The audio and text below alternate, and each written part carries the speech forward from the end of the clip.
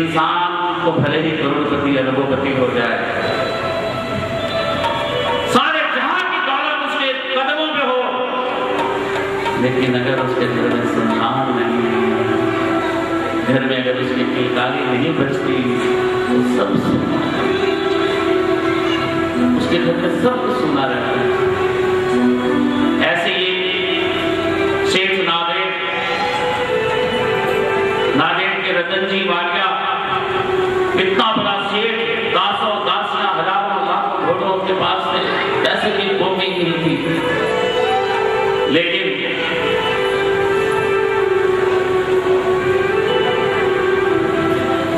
पैसे की कोई कमी नहीं थी उनके घर में, लेकिन अगर कमी थी तो उनको सम्मान इतना दान करते, इतना दान करते, इतना यज्ञ करते, इतना हवन करते, लेकिन उन्हें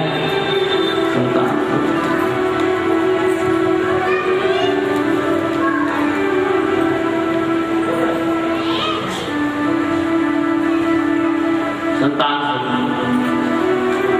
इसलिए रतन जी ने एक बार भगवान से बोला, साईं के आगे रोने लगे कि हे मेरे साईं, मैंने तेरा दास होने से बहुत नाम सुना है, क्या मैं जिंदगी भर ऐसे ही रहूंगा? क्या मैं कभी किलकारी मेरे घर में नहीं बजेगी? क्या मेरी किस्मत में पुत्र रतन नहीं है? उसने ये दिल की बात दासगण महाराज के समक्ष रखी कि हे दासगण, बाबा के बहुत निकट हैं, मुझे कुछ बताइए कि मैं कैसे इस सुख को प्राप्त कर सकता हूँ। तब रतन जी वाले दासगण महाराज ने कहा कि ऐसा है, हमारा शिरडी वाला साईं जो है ना, बहुत दयालु है, मुझे विश्वास है कि अगर आप उनके पास जाएंगे तो आपकी झोली जरूर भरेंगे।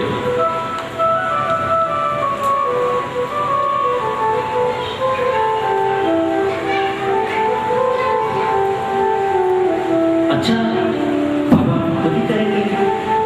एक आस में क्या जाते उसके दिल में। खुशी खुशी दोनों पति पत्नी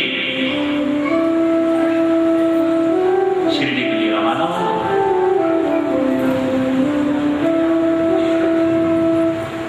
शिरडी पहुंचकर बाबा के दरबार में पहुंचे, मस्जिद में पहुंचे।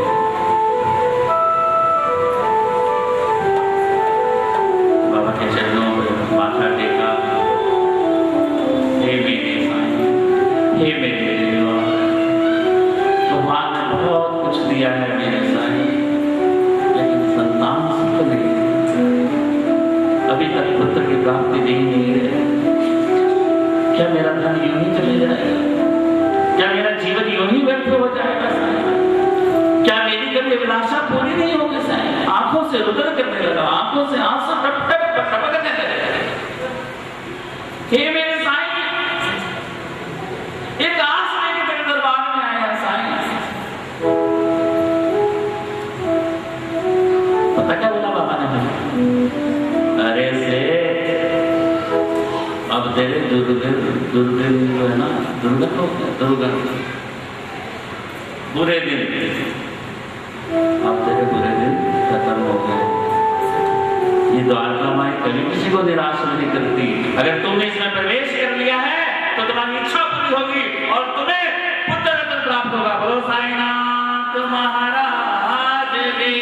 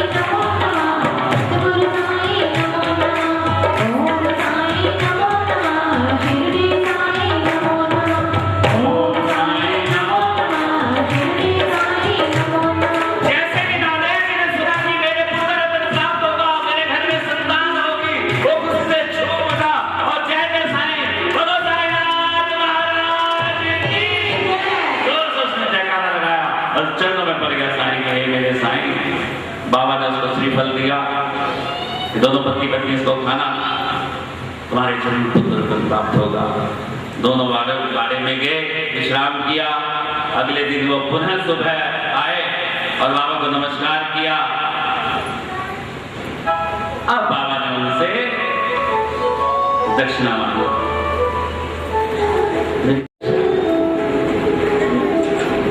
बाबा कहते हैं दक्षिणा तो 5 रुपए। अरे इतना बड़ा सेठ नोटों की थैली निकालने लगा, लेकिन बाबा ने कहा सिर्फ 5 रुपए मेरी दक्षिणा, सिर्फ 5 रुपए। सोचो, जो करोड़पति सेठ था, क्या वो बाबा को 5 रुपए दे सकते? पता नहीं उसे क्या सोचा होगा कि क्या दूंगा। जिसको इतना बड़ा मूल्य, जिसको इतनी बड़ी संपत्ति का आशीर्वाद बाबा ने दे दिया, वो ना जाने कितने पैसे देने की सोच रहा था, लेकिन बाबा ने उसे सिर्फ 5 रुपए दक्षिणा मांगी। और जब वो 5 रुपए की किताब लगा तो उसका नहीं, 3 रुपए 14 आने मुझे पहले मिल चुके हैं, मुझे बाकी के चाहिए। अरे बाबा ये क्या, 3 रुपए 14 आने पहले मिल चुके? ध्यान से सुनना इस कथा को। मुझे 5 रुपए दक्षिणा चाहिए मुझसे, लेकिन 5 रुपए में से 3 रुपए 14 आने मुझे पहले मिल चुके हैं, बाकी के दे। बाबा क्या क्या कोई क्या मिला है? नहीं, लेकिन क्या करें, बाबा का आदेश बता दो उनका। कैसे करता मना? उसने बाकी के पैसे दे दिए, लेकिन चकरा गया, सीढ़ी से दबा के तो आगे वो सीधा पहले दासगढ़ को पकड़ा। दासगढ़ महाराज बहुत अच्छे दर्शन में बाबा ने मेरे मन्नत पूरी कर दी।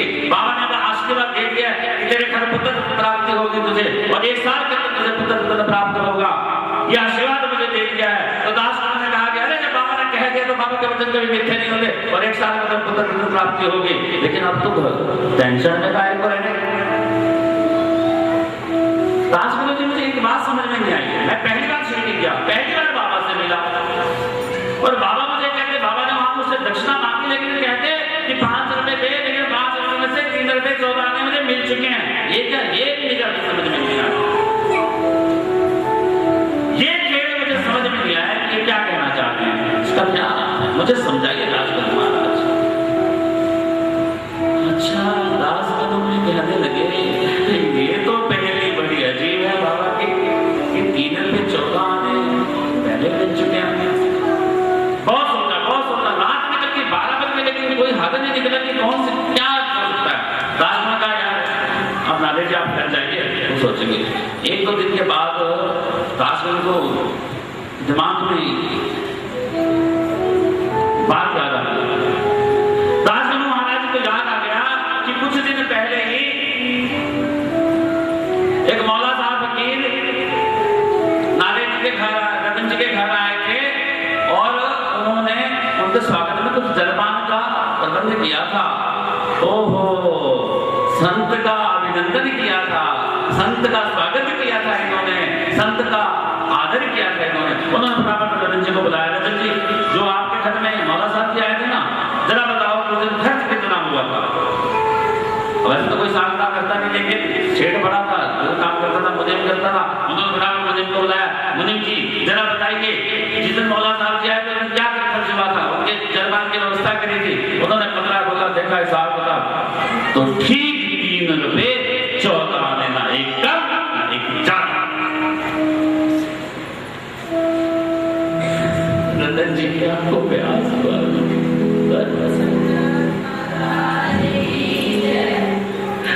कि बाबा इतने ज्ञान त्रिकालदर्शी, लेकिन इस कथा को ऐसे मत समझो। इस कथा का अभिप्राय क्या था, बाबा का मतलब क्या था इस कथा को, बाबा का ये क्या मतलब था 3 रुपए 14 आने बताने का पहले, और बाबा को कैसे मालूम था। लेकिन बाबा इस कथा के माध्यम से समाज को बताना चाहते हैं, दुनिया को बताना चाहते हैं, अपने भक्तों को बताना चाहते हैं कि जब भी आप किसी के घर, कोई आपके घर आता है, किसी संत महापुरुष का आप आदर करते हैं, सत्कार करते हैं, किसी मंदिर में, मठ में, गुरुद्वारे में आप दान करते हैं, उसका लेखा जोखा भगवान रखता है,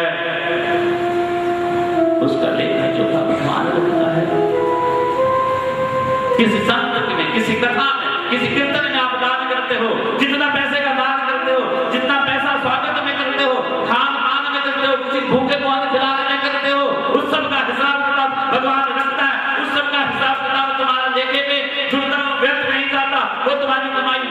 जाती, उसका लेख जुड़ता है। ये मतलब था बाबा का 5 रुपए में से 3 रुपए 14 आने पहले भी मिले, 3 रुपए 14 आने पहले भी मिले। इसलिए जो हम शुद्ध कर्मों से, पिछले जन्मों के कर्मों से हमें जो मानव चोला मिलता है, इस मानव चोले में जो अगर हम कुछ करते हैं उसका लेखा जोखा भी रहता है। इसलिए वैसा लेखा जोखा करो कि जन्म मरण से छुटकारा मिल जाए। क्योंकि स्वर्ग में जब जाता है तो जितने पाप और पुण्य होते हैं, जब तक पुण्य होते हैं तब तक स्वर्ग में रहते हैं, और जैसे स्वर्ग में पुण्य खत्म होते हैं नीचे आके फिर धरती पे आते हैं, 64 करोड़ योनियों में फिर भोगते हैं। लेकिन भवसागर से पार होने का क्या मतलब है? मानव चोला से छुटकारा होने का क्या मतलब है? कह रहे हो पुण्य का हिसाब किताब ही खत्म हो जाए, और पुण्य का हिसाब किताब कब खत्म होगा? इस्लाम भाव से सेवा करते रहोगे। अरे देवता लोग भी मानव से जलते हैं, चिढ़ते हैं, ऐसा करते हैं, देश करते हैं, बैर करते हैं। ये मानव क्यों भगवान का सिमरन करता है? इसलिए देवता भी तरसते हैं कि वो कब मानव चोले में आए और भगवान का सिमरन करें। और इस मानव चोले में अगर हम भगवान का सिमरन नहीं करते, दान नहीं करते, पुण्य नहीं करते, यज्ञ नहीं करते, कथा नहीं सुनते, कीर्तन नहीं करते, मनन नहीं करते, चिंतन नहीं करते, आचरण नहीं करते, तो ये व्यर्थ है मानव जीवन। इसलिए साहित्य सिखाया कि जो तुम कुछ खर्च करते हो, जो भी तुम धर्म के कार्य में खर्च करते हो, उसका लेखा जोखा रहता है। ये इस कथा का अभिप्राय है।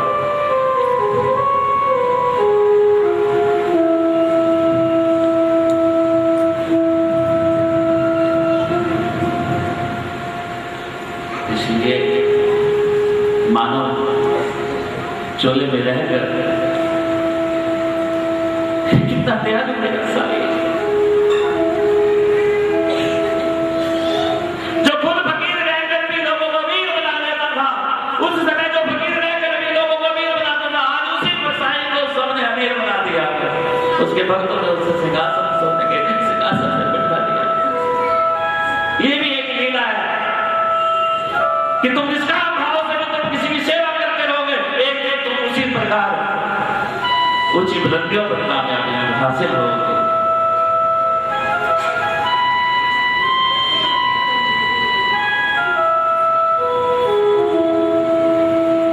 इसलिए मानव चोले में रहने में भगवान को किस प्रकार सम्मिलित करना है, किस प्रकार याद करना है। एक बार इतना तूफान, आगे तूफान शिरडी के अंदर आया, इतना जोर का आया कि सब चीज उथल पुथल, किसी को समझ में नहीं आ रहा था क्या करें। छत की छत उन्हें घर के घर बेघर होने लगे।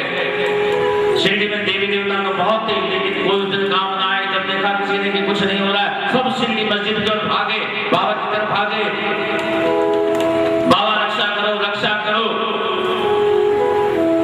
तो बाबा मस्जिद के बाहर आए और सीधा बादलों में चला गया, है सर हवाएं खत्म। ये था नियंत्रण बाबा। एक दिन ऐसे बैठे बैठे मस्जिद के अंदर और ध्वनि के अंदर आगे तेज ऊपर बढ़ी, लपटे ऊपर तक पहुंचने लगी। ऐसा लगा कि मानो पूरे मस्जिद के अंदर आगे लग जाएंगे। बाबा ने आदेश दिया और जैसे बाबा सटका मारते रहे, आगे नीचे आते। ये था नियंत्रण बाबा। योगी क्रिया तो बाबा की मिली थी। कई बार बाबा अपनी आंखों को निकाल कर सुखा देते थे पेड़ों पे। आज भी जो शिरडी में जिंदा है, जिन्होंने देखा इस बात। और एक बात तो खंड योग जो क्रिया होती है, बाबा ने अपने गर्दन का हाथ काट के रखे थे मस्जिद में। और एक बेचारा गांव का गया, देखा उसे देखा मस्जिद के अंदर बाबा का पूरा फोन, कहीं हाथ गिरा, कहीं पाँव गिरा, बेचारा भागा भागा घर आया। मुंह से बात नहीं निकली कि मैं मर फंस जाऊं, कहीं मैं ना फंस जाऊं, चुप करके सो गया। लेकिन जब सुबह उठता है, मस्जिद से आवाज आती होती है, शिरडी के अंदर आता है, अरे बाबा का लाल बात है। तो वो क्रियाएं थी योगी क्रिया। बाबा को मालूम होता था सब कुछ कहाँ क्या चीज। एक दिन मस्जिद के अंदर चिल्ली बहुत चीख लगे थी, चिल्ला रही थी कि मस्जिद में बैठे भक्तों ने पूछा, बाबा ये चिल्लाने का क्या अर्थ है? आपसे पूछा क्या शुक्र क्या है ये, इसका अर्थ क्या है, क्यों चिल्ली चिल्ला दिया? बाबा बोले, अरे ये चिल्लाने नहीं, ये तो प्रसन्न हो रही है। आज इसकी बहन औरंगाबाद से मिलने आ रही है, इसको बहन। बाबा ये क्या? ये चिल्ला रही थी, ये खुश हो रही है, खिलखिला रही है, आज इसकी बहन इसको मिलने आ रही है औरंगाबाद से। इतने में गाड़ी मान आया, वो खुद औरंगाबाद से आ रहा था और रास्ते में रुका, बाबा को चरण वंदना की और जाने लगा। जैसे उसने अपने घोड़े को आगे बढ़ाने की कोशिश, घोड़ा आगे ना बढ़े, और सोचा भूखा होगा, उसने चने की थैली निकाली, उसको झाड़ा, जितना से झाड़ा उसके अंदर से छिपकली निकली और फटाफट उसके अंदर भागे और चीं चीं करते दीवार पर उसी छिपकली के साथ आलिंगन करने लगी, चुम्बन करने लगी, खुश होने लगी, खिलखिलाने। तब बाबा ने कहा, अरे ओ बाबू, तो देख उसकी बहन आ गई है।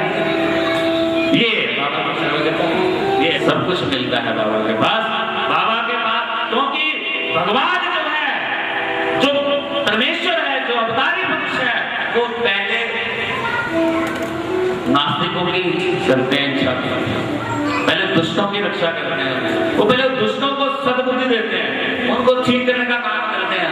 शुद्ध बुद्धि वाले तो ठीक नहीं, उनको पता है ठीक नहीं है, तो मेरे चेले ने पहले उनकी ठीक करते हैं। इसलिए कथा सत्संग में कोई अगर खेल में भी आ जाए, मनोरंजन करने भी आ जाए, तो भी उसको बाबा दर्शन दे देते हैं, तो भी उसको बाबा शुद्ध बुद्धि दे देते हैं। इसलिए कथा में आप बस सारे कथा को कथा नहीं सुनने आते, कोई कीर्तन सुनने आता है, कोई चुटकुले सुनने आता है, कोई कहानी सुनने में किसी को मजा आता है, किसी में ठुमके मारना पसंद आता है, अलग अलग नृत्य, किसी को मतलब हर प्रकार का व्यवहार लोग समझने की कोशिश करते हैं, हर एक अच्छा लगता है। उसके व्यवहार के अनुसार तो उसको चीज मिल जाती है उस कथा सत्संग में, तो नुकसान हो जाता है। इसलिए कथा में कई बार चुटकुले भी होते हैं। भगवान साईं भी कभी कभी मस्कियां मान लिया करते थे। एक बार बाबा की एक माई सेवा कर रही थी, भेंट वाली थी, दूसरी साइड एक दूसरा दास लगा था, तो दोनों जब बाबा के पैर दबाते थे दोनों पास आ जाते थे। तो दासी कहती, बाबा देखो ये बूढ़ा हो गया, अभी मेरा चुम्बन लेने की कोशिश करता है। तो बाबा कहते, अरे माँ का चुम्बन लेने में क्या हर्ज है? बाबा हंसी मस्ती उड़ा देते। एक बार मस्जिद में कुछ लोग आए, उसमें एक महिला बहुत ही सुंदर थी। जैसे वो आए, उसने अपना घूंघट उठाया, मुस्लिम महिला थी, बुद्ध का ऊपर किया, तो उसके सुंदर को देखकर हिमांत पंत मोहित हो गया। वो चाहने इच्छा करने लगा कि दोबारा ये फिर अपना घूंघट उठाया, तो बाबा ने देख लिया उसको। जब वो महिलाएं चली गई तो बाबा ने कहा, अरे सौंदर्य को निहारो, प्राकृतिक भगवान ने बनाया है, लेकिन जो विशुद्ध रूपी इंद्रियां कोशिश करती हैं उसको दूसरी नजर से देखने के लिए, उनको काबू रखो, उनका मन में काबू रखो। आंखों को काम है देख, वो तो देख गया, और भगवान की सुंदरता चीज बनाई वो आपको देखेगी जरूर। लेकिन तुम्हारा काम क्या है कि तुम्हारी जो विशुद्ध इंद्रियां उसको उस नजर से देखनी है, उसको कंट्रोल करना है, उसको पकड़ के रखना है। ये तुम्हारा काम। मन का काम तो सोचना, वो तो सोचते रहेगा, वो तो करते रहेगा, उसको एक पल भी नहीं रुकेगा। विशेष साईं कहते हैं कि अपने मन को हरि सिंचन में लगा लो, भजन करने में लगा लो, बस उसको काम दे दो। जब तुम काम ही नहीं दोगे तो वो दूसरे हरकतें करेगा, तो सोचने लगेगा। इसलिए आप को भी काम दे दो, भगवान की अच्छी अच्छी चीजें को देखने का, उसको ध्यान देने का। ये बहुत हुआ, ये आदेश दो उसको, मन को सिमरन कर, बस और कुछ करी मत। जब उसको तुम ये काम दे दोगे तो वही काम करेगा। फिर अगर तुम उसको काम में नहीं लगाओगे तो दूसरे काम में सोचता रहेगा, उल्टा काम करता रहेगा। इसलिए बाबा कहते हैं ईश्वर एक रथ है, और अंत की इंद्रियां बुद्धि को घोड़ेगा, इंद्रियां को मन की लगाम से तुम उसको पकड़ कर रखोगे, उसी हिसाब से उसको चलाओगे तो आप अपने लक्ष्य तक पहुंच जाओगे। लेकिन अगर तुम उसकी लगाम में हाथ में रखो तो बहुत जल्द भटक जाएगा। बोलो साईनाथ महाराज की।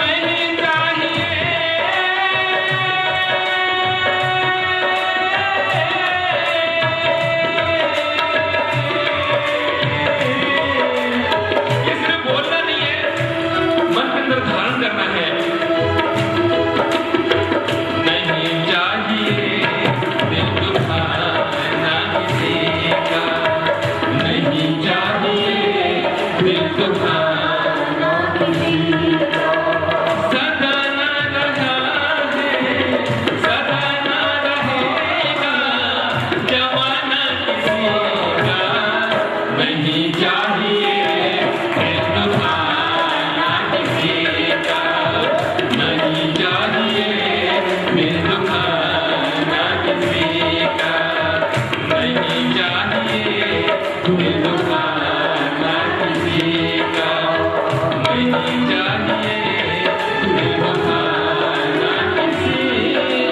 का।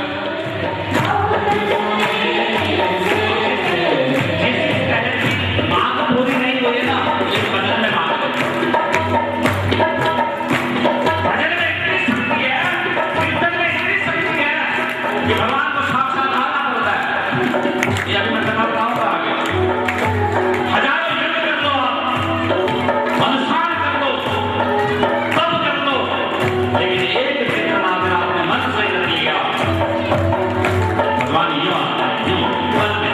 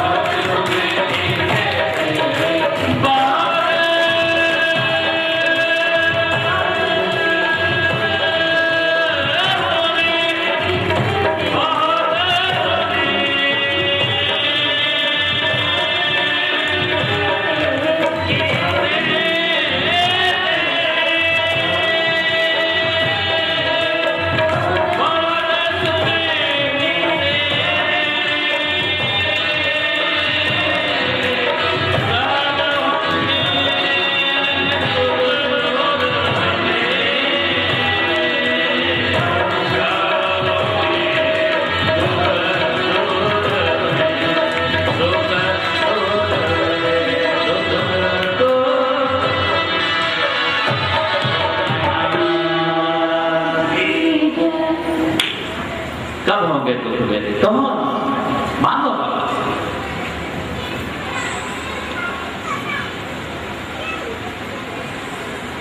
एक बार एक जगह कथा का आयोजन हुआ और सुनो जरा ध्यान से इसका कथा।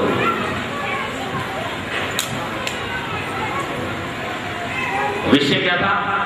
शराब बुरी चीज है, शराब पीना गंदी बात है, शराब से परिवार में झगड़ा होता है, शराब से ये नुकसान होता है, पेपरे फटते हैं, ये वो बेचारा जो कथावाचक था ना, शराब पे 3 घंटे तक लेक्चर देता रहा, जरा बहुत बोलता रहा। बहुत अच्छी बात, बहुत देता रहा।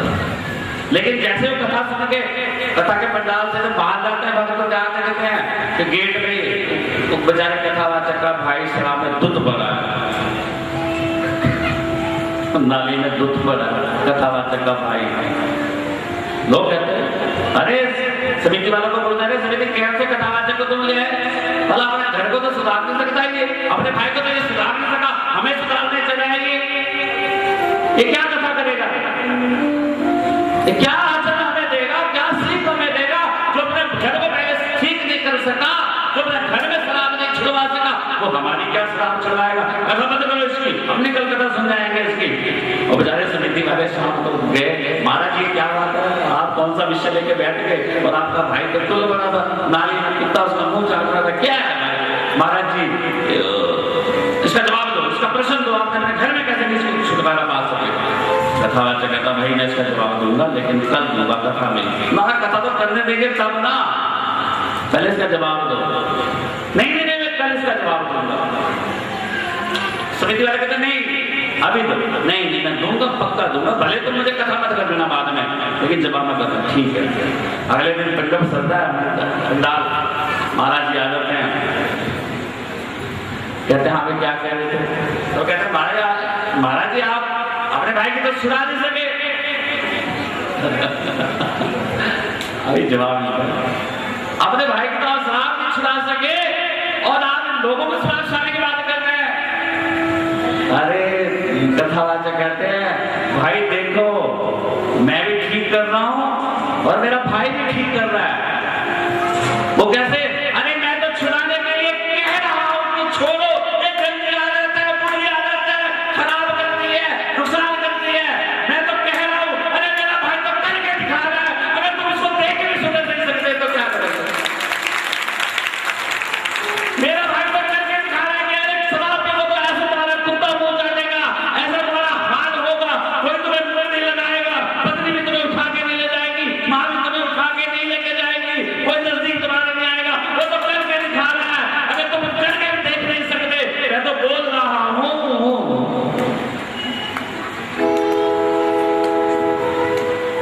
मैं तो बोल के बता रहा हूं, वो तो करके दिखा रहा है। अगर तुम्हारी मति इसलिए में भी नहीं सुधर सकती, अगर तो कहने की तो बात है कि होगा जब देखा जाएगा, तुम्हें तो साक्षात प्रमाण हाल मिल रहा है, ये हाल होता है, ऐसे पिता मुंह चाटेगा तो तुम खराब नहीं होगा।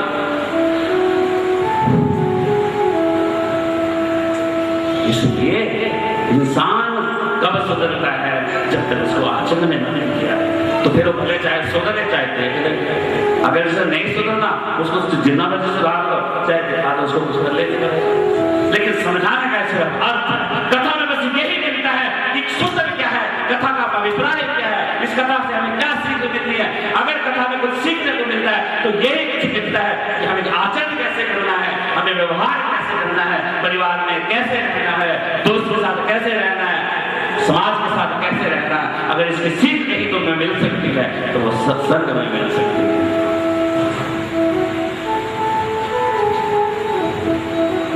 इसलिए ब्रह्म ज्ञान है, भगवान को प्राप्त करने के लिए एक महर्षि बहुत तप कर रहा था, बहुत तप कर रहा था। तो एक दिन उसके पास से नारद जी गुजरे, तो उसने कहा ऋषि ने, हे नारद आप तो विष्णु महाराज के बहुत नजदीक हैं, आप तो रोज आते जाते हैं, आपको तो कोई रोक टोकी नहीं है, जरा एक प्रश्न मेरा करना। तो क्या? जरा भगवान से पूछना कि मैं तो दर्शन कब देंगे? दर्शन देने की बात है कि कब दर्शन देंगे, कब दर्शन देंगे? एक पूछ के आ रहा था मुझे, बस हो जाता है विष्णु के बाद। महाराज एक ऋषि कर रहा था पाप का भला बुरा झगड़ा, तो कब आप उसको दर्शन दोगे?